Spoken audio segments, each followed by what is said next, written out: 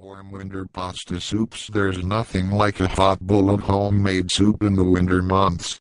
You can add some homemade egg pasta to enhance and add that extra touch of flavor to any type of soup. It doesn't matter what your basic ingredient might be, like chicken, beef or steamed meat, or even vegetables. Here's a simple recipe that can make any homemade soup taste better and be more filling. The key ingredient is homemade pasta that is fashioned like noodles, a little roasting of the main soup meat or vegetables, and not overcooking. Let's start with the pasta first since it does take a little time to make and dry. I call this version of pasta my soup pasta since I changed the basic ingredients a little to make it similar to egg noodles. This type of pasta works great with soups. Here's the basic recipe. 2 and 1/4 cups of unbleached flour, wheat would be more healthy, 4 large eggs, pinch of salt and pepper, water, 3 to 4 tablespoons. Normally I like to use oil instead of water for any pasta, but since we want the flavor of the eggs to be predominate, we'll stick to water in this case. When making a normal pasta dish I also like to include some type of natural flavor like spinach or other vegetables to give the pasta a little kick in flavor. But for soups I keep it simple and want the egg flavor. You can use a food processor or make this by hand. If you use a food processor, a plastic dough blade would be best, but a metal chopping blade can work just as well.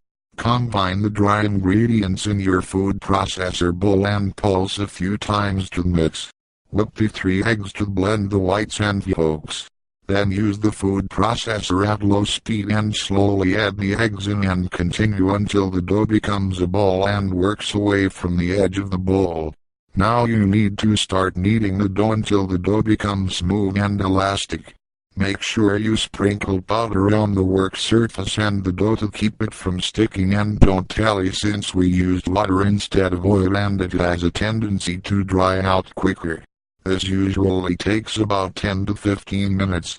This is also a great time to let the kids or others help since it's not hard and anyone can do it. Once the dough has reached the consistency you want, cover and let it sit for about an hour. I'm not sure what magic occurs during this time, but when I skip it the pasta is not the same. This little break also gives you some time to prepare the meat or vegetables to be used in the soup. One of the tricks I learned early was to take the meat or vegetables and roast or sear the outside before adding to the soup mixture. You can do this in a hot skillet, grill, or with oven broiler. I'll coat the vegetables or meat with a little olive oil to keep it from sticking and help caramelize the outside. You can also let the meat or vegetables marinate in oil and vinegar for a few hours for extra flavor if you want. You should also use an appropriate broth, like chicken or beef, to provide the basic stock of the soup. You can make your own with chicken or turkey necks, feet, or beef bones. This does add to the prep time but can give you a much better flavor than the bottled or canned broths from the store.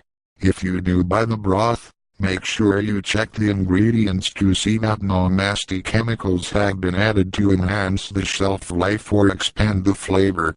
Now it's time to take the dough and make the actual noodles for our soup. We usually do this by hand, but you can buy a small hand crank pasta machine for about $15 that can speed up the process. When I'm in a hurry and preparing everything myself, I usually use the pasta machine and make fettuccine-style noodles. But when I have the time and helpers, I do it by hand. The first thing you do is break the dough into workable sizes, maybe the size of a lemon or a lime. You roll out each piece to about 1/8 of an inch thick, and then roll up like a paper towel package. Make sure you use plenty of flour to keep the dough from sticking to the rolling surface and itself. Then slice off about 1/8 inch wide strips. You unroll each strip and place it on a dry rack or somewhere it will dry easily from all sides. The drying cycle is optional, although I prefer the noodles to be hard before I cook them. Some don't, and I haven't really seen too much difference in taste. But if you dry them, you can store any extra noodles for a later use, next day or two, or freeze them for a longer storage. During the drying stage, I pour the stock into the cooking pan and then add the vegetables and the meat. I let it come to a quick boil and then turn down to simmer. I then add the noodles and continue to simmer for about 45 minutes to an hour depending on the texture of the noodles. This is where some people let the soup overcook. You don't want it to be a porridge, unless that's the plan, so don't overcook. I guarantee this type of soup will be a big hit on any cold winter day. And if the kids are housed down due to the weather, this is a great way to keep them busy for a while.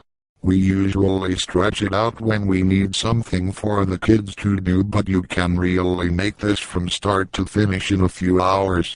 And after you do it once, most of the time you're just waiting for the pasta to dry, rest, or the soup is simmering.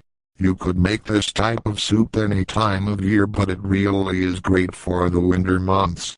Changing the ingredients gives some variety and you can experiment with different flavors. It's a fun family project, low cost, and provides a healthy meal. Warm winter pasta soups. There's nothing like a hot bowl of homemade soup in the winter months. You can add some homemade egg pasta to enhance and add that extra touch of flavor to any type of soup. It doesn't matter what your basic ingredient might be, like chicken, beef or steamed meat, or even vegetables.